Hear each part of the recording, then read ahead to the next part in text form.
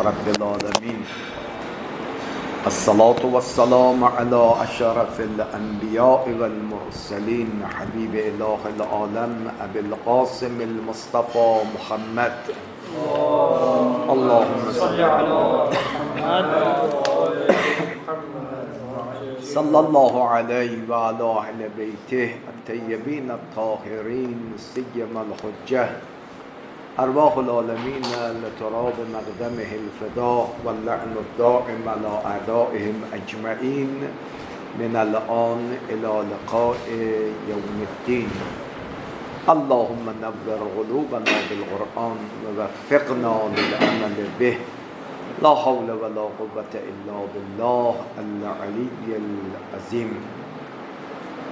بحثمون در معدات اجتهاد بود.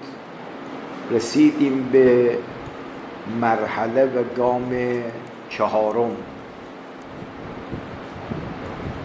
علم منطق است، یعنی یکی از دانش‌های مورد نیاز به شخص مجتهد باید او را فرا گرفته باشد و اون دانش در بحث اجتهاد نقش دارد. علم منطق است.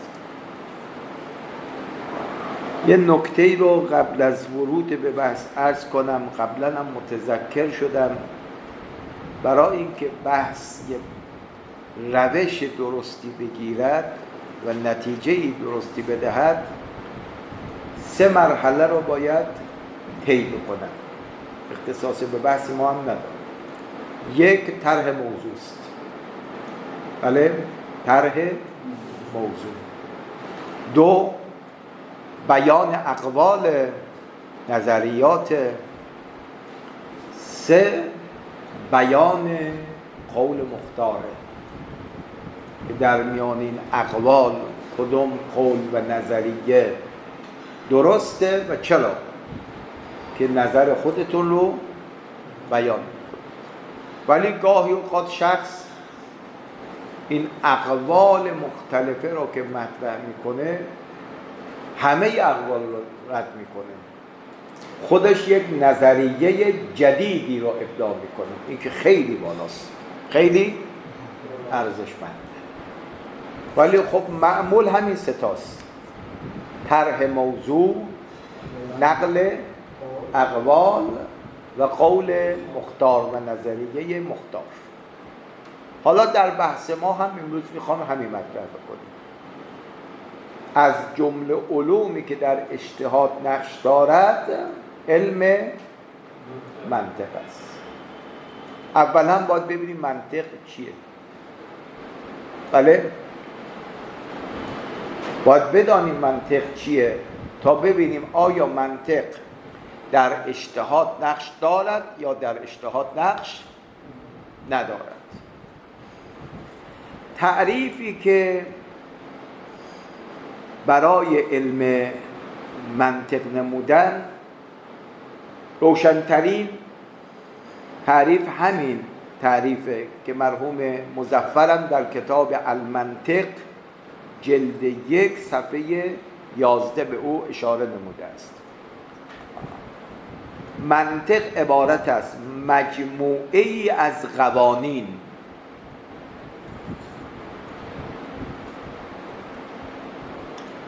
که مراعات آن قوانین ذهن انسان را از خطا در اندیشه و استدلال باز می‌دارد. آلتون قانونیتون. بله، اولا این که میگه آلتون قانونیه میرساند که علم منطق یه علم ابزاریه، علم مستقل نیست. آلتون قانونیتون، بله، یه علم ابزاری است که بحث از قانون و قواعد میکند. که اگر کسی این قواعد و قانون رو مراعات بکند، از خطا در اندیشه، از خطا در تفکر، از خطا در استدلال مسون و محفوظ می باشد. درست شد؟ این تعریف علم منطقه. پس بنابراین ما مجموعه از قوانین داریم که در این دانش مطرح می شود. مراعات این قوانین این فایده رو هم دارد که در اصل اندیشیدن و تفکر کردن و در استدلال کردن ما به خطا بفرمایید نمیریم. یعنی استدلال شما یک استدلال درست، در نتیجه هم که از این استدلال ما میگیریم نتیجه درستی میباشد. شما مستحضر هستید که یکی از قیاساتی که علم منطق بیان میکنه برهانه. قوی ترین قیاس بفرمایید برهان دیگه. دقت فرمودید؟ صغرا قطعیه، کبرا هم کلی و قطعیه، نتیجه میشه بفرمایید قطعی باشد. خب ما این قواعد مثل برهان رو کجا باید یاد بگیریم؟ در علم منطق. نکته دوم، اقوال در رابطه با این که آیا علم منطق از معدات و مقدمات اجتهاد هست یا خیر. آیا بین این دو تا علم رابطه هست یا رابطه نیست؟ اینجا اون بزنگاه بحثه. مرحله دوم گفتیم نقل اقوال می باشد. آیا اجتهاد نیاز به علم منطق دارد یا ندارد؟ یه تذکرم یادداشت بفرمایید. نیاز بر دو قسمه. نیاز بر دو قسمه. نیاز مباشرتی، دو نیاز معل واسطه. گاهی اوقات نیاز علم اجتهاد به برخی علوم نیاز چیه؟ بلاواسطه و مباشرتیه. یعنی اصلا اگه این علم نباشد اجتهاد معنا ندارد. دیروز ثابت کردیم مثل علم اصول. بله؟ یه رابطه مستقیم بین علم اصول و بفرمایید اجتهاد وجود داره. این رو میگه رابطه مباشرتی و مستقیم.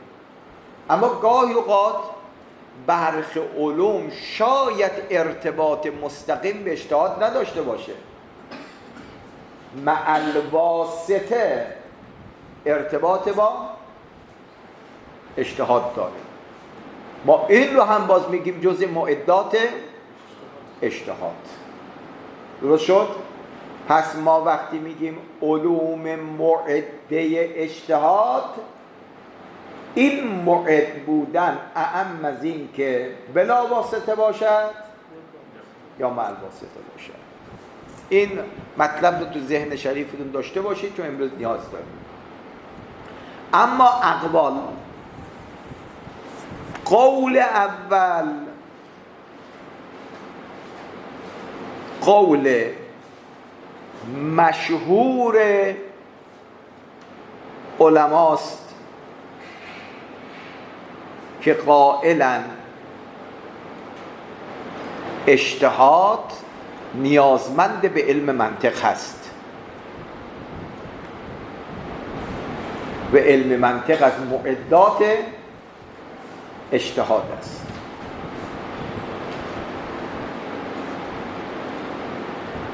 توضیح و دلیل این قول.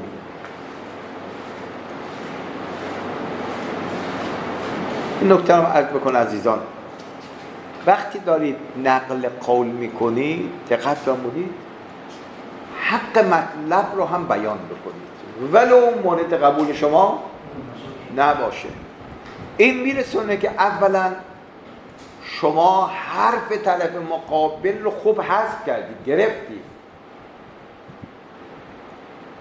بعد میا با استدلال این قول رو رد میکنید. ولا نفهمیده انسان بیاد یک نظری رو مطرح کنه، این جفا در حق اون نظره. نه، اول به تمامیه و کمالیه بیا این قول رو مطرح بکن، بعد بگو این قول درست است یا این قول درست نیست. بعضی ها ما ندیده رد میکنیم. این خدمت هست کنیم علمی نیست. یعنی در کار علمی انسان باید به تمام زوایای بحث ورود پیدا بکنه. لذا شما میبینید بعضی از کتاب‌هایی که در اصول نوشته شده یا در فن‌های دیگه نوشته شده همچون قوی نیست. این علت این که نویسنده اومده سرهم کرده برخی مسائل رو گذشت، اما بعضی از کتب رو شما میبینید که تا عمق مطلب رفته است. دقت فرمودید؟ تا عمق مطلب رفته است. خب اما قول اول گفتم نیاز دارد به علم منطق. توضیح مطلب، این آقایون میفرمایند از آنجا که استنباط و استخراج احکام شرعی از منابع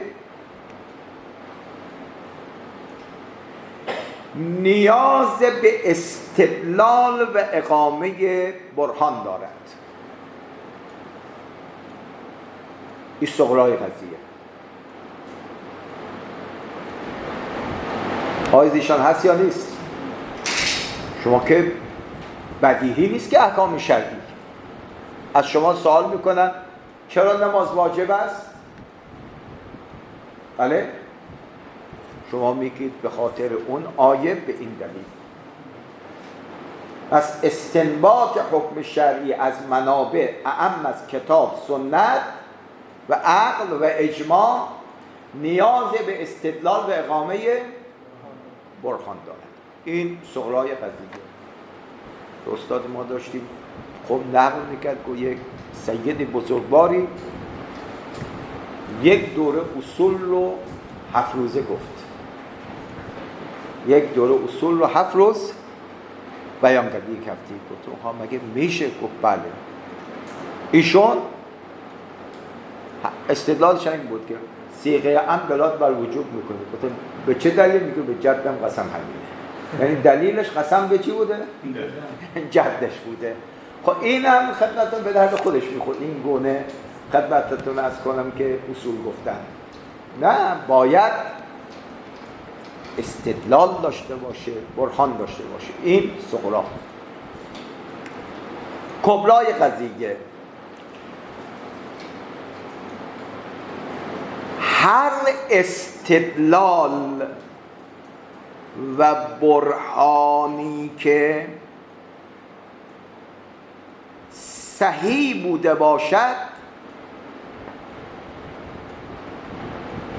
و قاطع و قطعی باشد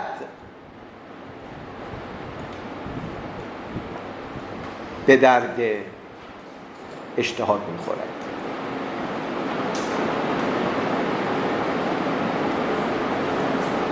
آیا منظور؟ آیا هر استدلالی رو ما میپذیریم؟ بله؟ استدلالی که صحیح باشه، به تعبیر برخی از بزرگان منزه از مغلطه و اشتباه باشه. ما هر استدلالی رو قبول نداریم. ادامه بدید. استدلال صحیح و برهان قاطع در علم منطق وجود دارد. آقای فیاض، استدلال درست رو کی تعریف میکنه؟ منطق. شما میگه البرهان ماهو، برهان چیست؟ کدام علمی متکفل بیان برهان است؟ علم منطق. علم منطق میگوید برهان این است که صغرا این باشد کبرا این باشد تا منتج به نتیجه باشد. نتیجه پس بنابراین برای استدلال و اقامه برهان جهت استخراج احکام شرعیه نیازمند به علم منطق هستیم.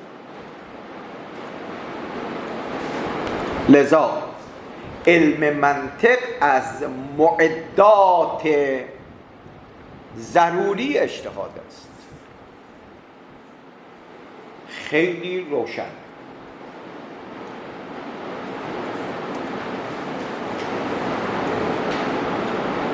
منبع این سخن رو هم میخواد بگیم کتاب اجتهاد و تقلید شهید صدر صفحه 41. روشن شد مسئله؟ پس ما برای استنباط احکام شرعیه از منابع نیاز به بفرمایید استدلال و برهان داریم. استدلال و برهان صحیح. استدلال و برهان صحیح در منطق وجود دارد، پس استدلال در فقه و اجتهادم باید در کجا روشن بشه؟ در منطق روشن بشه. چون اگر ما اون استدلال درست و برهان قاطع رو بلد نباشیم نمیتوانیم به آیات و روایات استدلال بکنیم. درست شده؟ خب شما گاهی خود از یک آیه میاد صغرا کبرا، بعد میدیم این کدام شکل از اشکال اربعه است؟ طرف میگه اشکال اربعه دیگه چیه؟ دقت کردید؟ اشکال اربعه چیه؟ میگیم بابا علما اومدن بله برایشون خدمت و بحث مفصلی کردن. مثلا شکل اول صغرا باید موجبه باشد، کبرا باید کلی باشد تا منتج به نتیجه باشه. شکل دوم یک شرایطی داره، شکل سوم و چهارم برای خودشون شرایط خاص خودشو داره. عنایت فرمودید؟ این دلیل این حضرات. قول دوم، پس این قول اول و دلیلش. آیا علم منطق از معدات هست یا نیست؟ هست. این ادعا به چه دلیل؟ چون در استنباط ما نیاز به استدلال برهان داریم. فهمیدن استدلال به برهان جاش کجاست؟ منطقه. پس ما نیاز به علم منطق داریم. این قشنگ شده، شسته و رفته. این قول اول ادعا، کنارش دلیل. اما قول دوم، برخی از علمای شیعه و اهل سنت معتقدند که علم منطق از معدات اجتهاد نیست.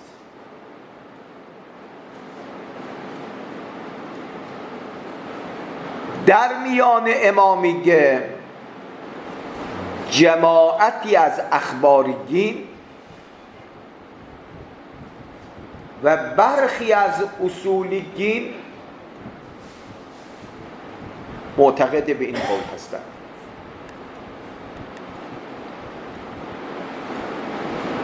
و منهم السید الخوئی در کتاب شریف التنقیح فی شرح العروة الوثقی مبحث اجتهاد و تقلید صفحه 25. صفحه 25. من اول اصل کلامشون رو میخونیم، دلیلشون رو میگیم، بعد ببینیم چیزی به ذهن آقایون میرسد نسبت به فرمایش مرحوم آقای خویی یا خیر. من اینجا یه مطلبی یادداشت کردم، نکته اخلاقیه. ما سر سفره بزرگان نشستیم، دقت فرمودید؟ گفتیم در مواجهه با کلام بزرگان دو مطلب رو همیشه مد نظر داشته باشیم. این رو دوستان حتی تو ذهنشون بسپارن، یادداشتم بکنن. نکته اول، تکریم و حفظ شخصیت بزرگان. درست شد؟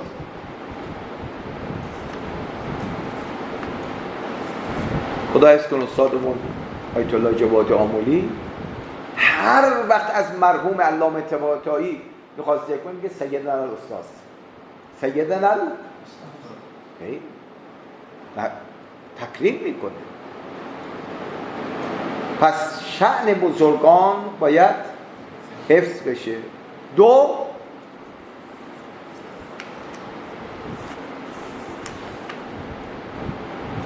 حریت در مباحث علمی و نقد عالمانه کلام اونها. یعنی ما گاهی اوقات شخصیت زده نشیم، بگیم چاپ شیخ توسی فرمود، من چی بگم؟ صاحب جواهر تو فقه اون مسائل فرموده. یعنی اون بزرگی شخصیت ایشون سایه بر سر ما نیفکند و ما را از حریت علمی باز نداره. اگر ما ببینیم الحمدلله الحمدلله والمنه اینقدر تو مذهب تشیع علوم اسلامی رشد کرده، او به خاطر همین حریت علمیه. دقت فرمودید؟ عرض کردم کفایه کتابی کیه؟ آخوند چه کارش؟ شاگرد شیخ انصاری. و اگه این روحیه نمی بود و استادمون شیخ انصاری شیخ اعظم معروفه، شیخ اعظم. خب اگر قرار باشه ما شخصیت زده بشیم این علم رشد نمی کند. پس حفظ حرمت و شخصیت بزرگان واجب. دو، نقد آری، اما نقد عالمانه باشه. از چه باب؟ اینو یادداشت کنید. از باب این جمله معروف انظر الی ما قال ولا تنظر الی من قال. این حدیث بیانگر اینی که ما شخصیت زده نشیم.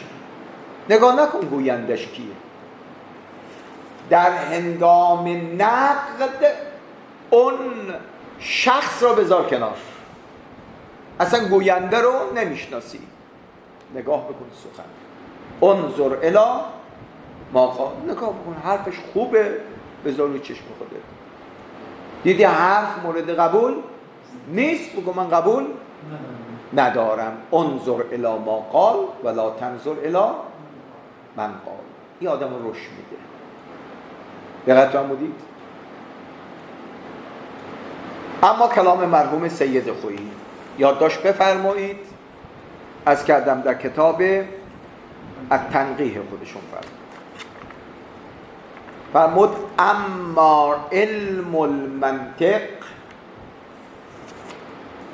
اما علم المنطق فلا توقف للاجتهاد علیه اصلا.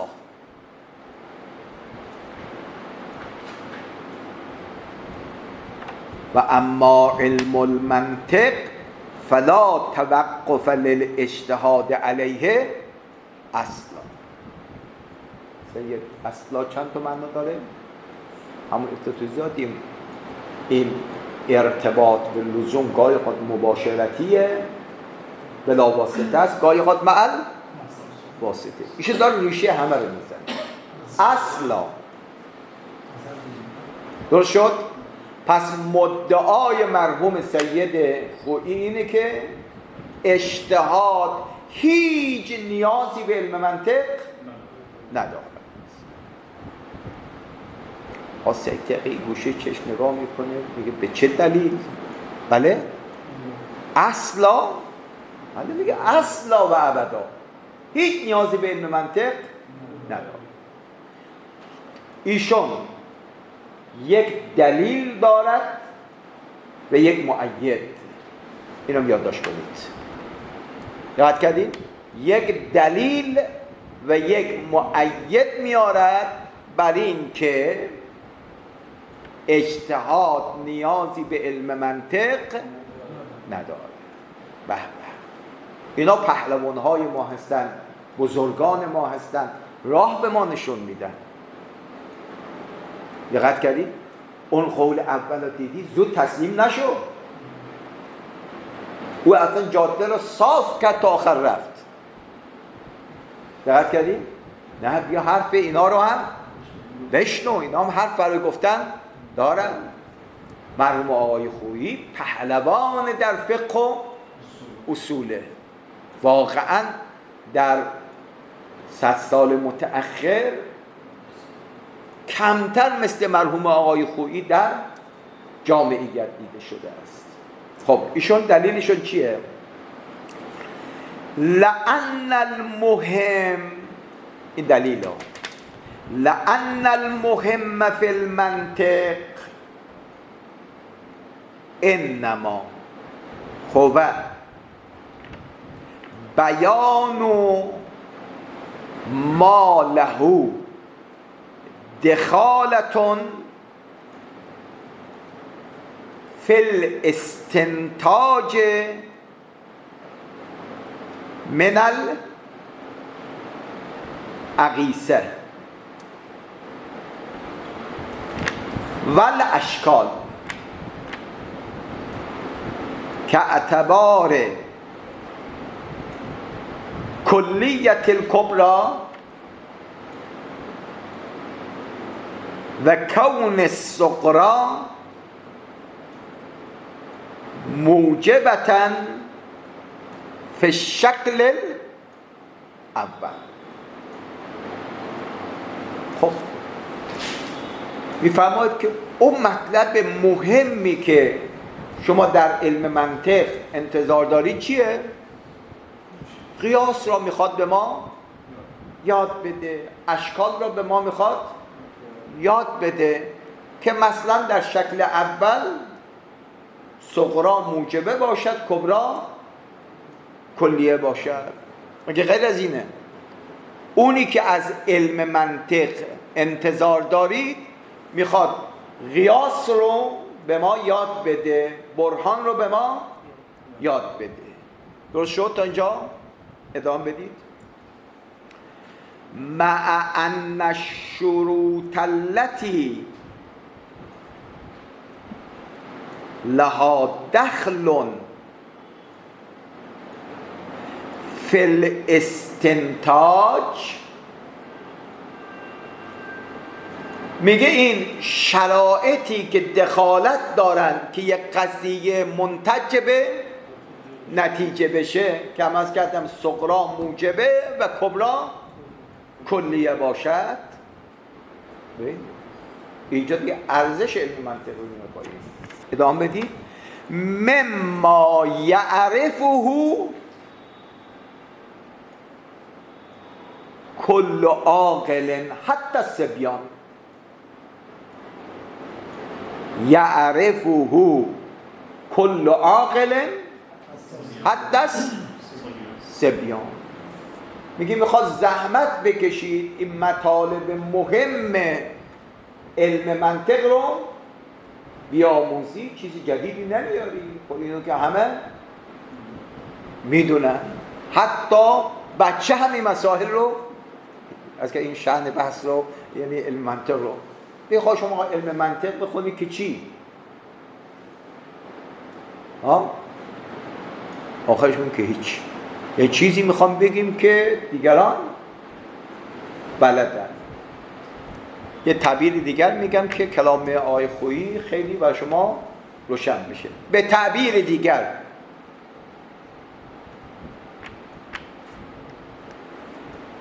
لب و جان استدلال مرحوم آقای خویی آن است که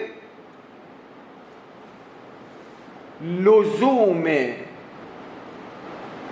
تعلم علم منطق برای اجتهاد تحصیل حاصله. تحصیل حاصله.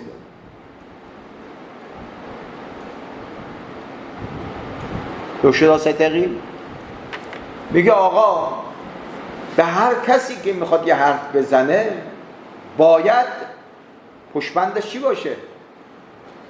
استدلال باشه. هر ادعای نیاز به چی داره؟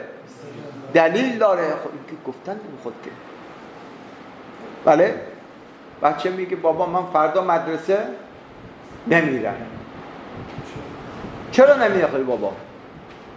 مریضم. میگه این بچه مریضه، مریض به مدرسه نمیره، پس منم مدرسه نمیرم. درست شد؟ یعنی این بچه‌م داره حرف چی میزنه؟ منطق رو میزند. نمیدونم مطلب روشن شده یا نشده.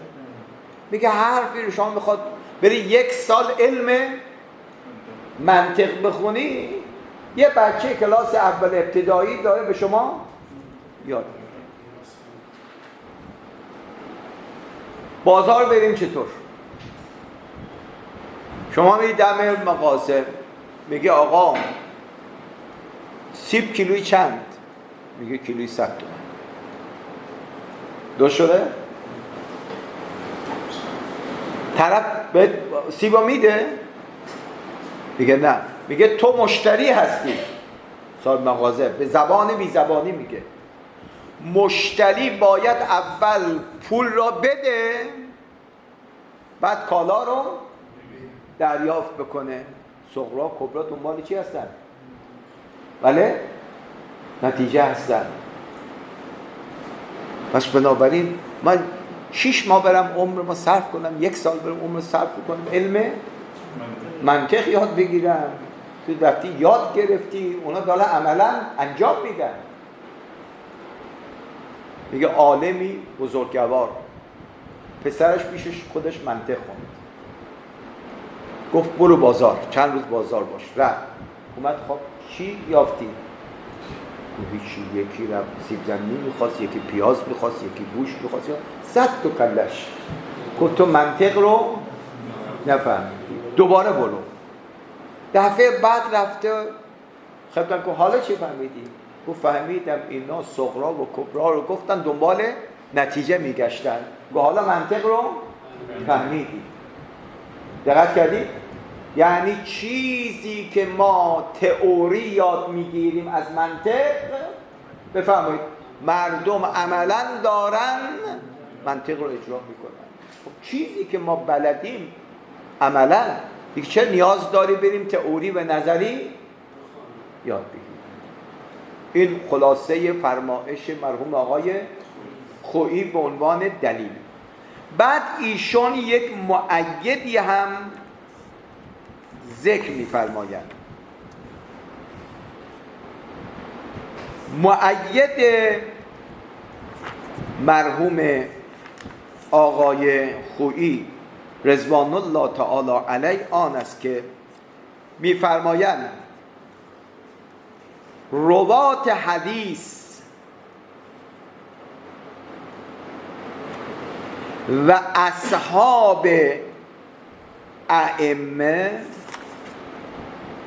در اجتهاد و استنباط خود منطق نیاموخته بودند بله؟ مع ذالک حکم شرعی رو استنباط میکردن. یادداشت کنید. ایشون میفرماد والذی یوقفک علی هذا، والذی یوقفک علی هذا یعنی چی؟ که نیازی به منطق نداریم.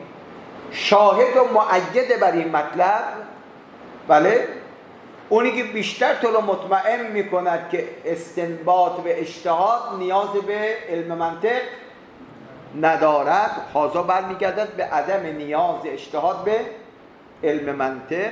یادداشت بفرمایید. الذی یوقفک علی هذا ملاحظت اقوال الرواة و اصحاب الائمه علیهم افضل الصلاة لأنهم كانوا يستنبطون الأحكام، لأنهم كانوا يستنبطون الأحكام من الكتاب والسنة من غير أن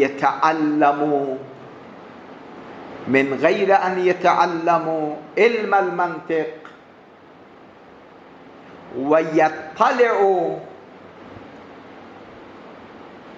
على مصطلحاته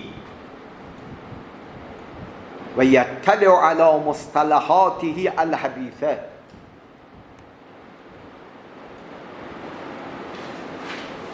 خدا حفظ کنه آقا معظم رهبری رو و یکی از سخنرانیش که آقا این کار به خدمتتون است که نباید انجام بشه.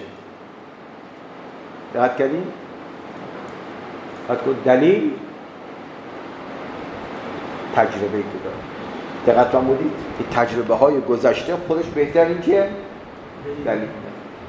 آقا بزرگانی از اصحاب ائمه علیهم السلام استنباط حکم شرعی میکردن، اصلا علم منطق نیاموخته بودن، اصلا اصطلاحات منطقی رو شاید بلدن نبودن، ولی اجتهاد میکردن، استنباط میکردن. پس جناب آقای خویی جان کلامش اینه که آقا اون چه که شما میخواد از علم منطق بگید نگفته دیگران میدانن و داره عمل میکنن. این دلیل شاهد بر این که نیاموخته اجتهاد و استنباط میکنن کیه؟ اصحاب ائمه معصومین علیهم السلام. دیگه چی بخواد بگید؟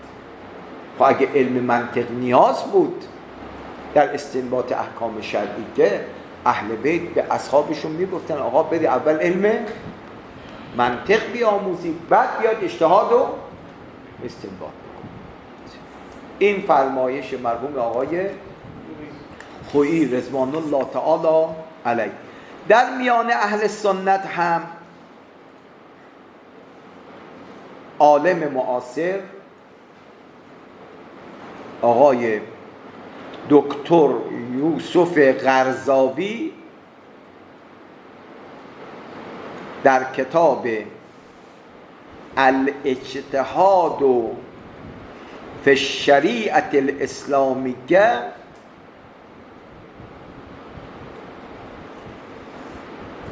در رابطه با عدم نیاز اجتهاد به علم منطق نام 2 نفر از علمای اهل سنت رو میبرد، جناب نووی و ابن تیمیه. میگه آقای نووی هم میگه ما در اجتهاد نیاز به علم منطق نداریم، ابن تیمیه هم میگه که ما نیاز نداریم. پس بنابراین جمعی از علما هم از شیعه هم از سنی میگن که اجتهاد متوقف بر علم منطق نیست. درست شد؟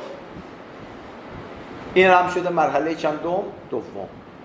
تعریف علم منطق، اقوال. حالا میخواییم قول مختار ثقفی نه. بله، میخواییم نظریه خودمون بگیم. به قول مرحوم استادمون مرحوم آقای میرزا جواد آقای تبریزی، دقت فرمودید؟ اول میگه والله العالم، خدا عالم است که قول اول درسته یا قول دوم. ولی به ما یخطر به بالی القصیر، ولی اون چرا که به ذهن قاصر ما میرسد به حسب ظاهر میگیم الحق هو الاول، الحق هو الاول. حق قول اول می باشد، یعنی اجتهاد و استنباط نیازمند به علم مقدمی هست به نام علم منطق، ولی با توجه به همون نکته که اول عرض کردم، این توقف و نیاز گاهی اوقات بلا واسطه است، گاهی اوقات مع واسطه است، بالاخره نیاز دارد. اما چگونه؟ یادداشت بفرمایید. با ابطال ادله قول دوم قول اول اثبات می‌گردد. ما دو قول بیشتر نداشتیم دیگه. عنایت فرمودید؟ وقتی ما ادله قول دوم رو باطل بکنیم خود به خود قول اول ثابت میشه. نسبت به فرمایش مرحوم آقای خویی هم بر دلیل ایشون اشکال وارد است. چه فرمود؟ که آقایان چه که شما میخواد بگید همه میدانن، حتی صبیان. هم بر دلیل ایشون اشکال داریم و هم بر شاهد و مؤید ایشان.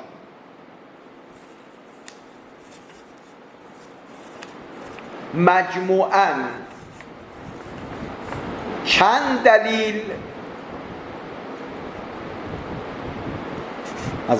مجموعاً چند اشکال بر فرمایش مرحوم آقای خویی وارد است.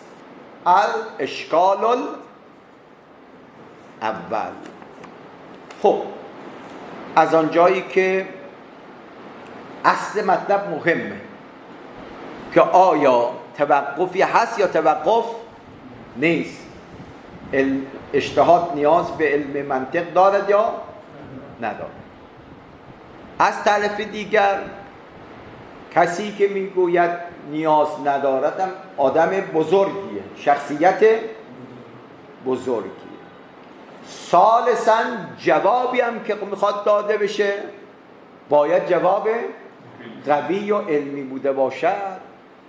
رابعاً با توجه به تمام نزدیک بودن اتمام وقت نقد کلام آقای خویی رو میذاریم برای جلسه آینده. پس جناب آقای خویی میگد و بزرگان دیگر اجتهاد نیاز به علم منطق ندارد. ما میگیم دارد.